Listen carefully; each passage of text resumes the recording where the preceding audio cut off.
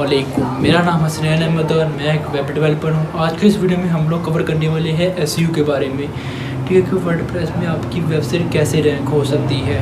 ठीक है, इसमें भी आप लोगों को कई तरीके के प्लगइन्स भी मिलते हैं। ठीक है, प्लगइन में योस्ट इसमें दो तरीके हैं। ठीक है, अब बात करते हैं इसके तरीके। एसईओ से हमें फ़ायदा क्या मिलता है। एसईओ का जो फुल फॉर्म है ना, वो सर्च इंजन ऑप्टिमाइजेशन होती है। ठीक है, ज़्यादातर वेबसाइट में आप लोगों को ज़्यादातर वेबसाइट क्यों रैंक नहीं कर पाती, क्यों अच्छे तरीके से एसईओ नहीं हो पाती। ठीक है, ये इस वजह से ये उनको प्रॉब्लम फेस करने को मिलती है। आज की इस वीडियो में हम लोग करने वाले हैं ये प्रॉब्लम को सॉल्व। ठीक है, तो सबसे पहले शुरू करते हैं एसईओ करनी क्यों ज़रूरी है।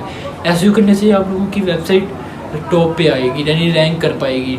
टॉप यानी कि वाकिफ पेज फर्स्ट पेज पे आ जाएगी। जिससे क्या फ़ायदा होगा आप लोगों को कि आप लोगों की वेबसाइट ज़्यादा फिर रीच होगी, ज़्यादा फिर एक्सेसिबल बन जाएगी। यानी कि आप लोगों की वेबसाइट को ज़्यादा लोग आपकी वेबसाइट के ऊपर क्लिक करेंगे, आपकी वेबसाइट को विज़िट करेंगे। ठीक है, तो सबसे पहले बात करते हैं कि क्यों अब एसईओ करनी कैसी है। तो इसके दो हैं प्लगइन। एक है रैंक मैथ एसईओ कैसा और एक है योस्ट एसईओ कैसा। योस्ट एसईओ में आप लोगों को कुछ चीज़ें कीवर्ड वगैरह फीचर इमेज सेलेक्ट करनी पड़ती है। फीचर इमेजेस इसमें आप लोगों को बैक लिंक्स लगाने पड़ते हैं। फिर उसके बाद फिर on page link back links लगाने पड़ते हैं। फिर ऑन पेज लिंक लगाने पड़ते हैं।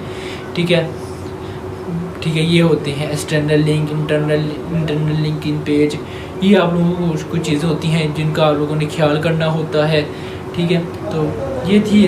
और एक दूसरा तरीका भी है रैंक मैथ एसईओ के साथ। इससे भी आप लोग अपनी प्लगइन को कर सकते हैं। इससे भी आप लोग अपनी एसईओ को रैंक कर सकते हैं। ठीक है, ये होती हैं हमारी एसईओ की होती हैं। तो जी आज की वीडियो में यही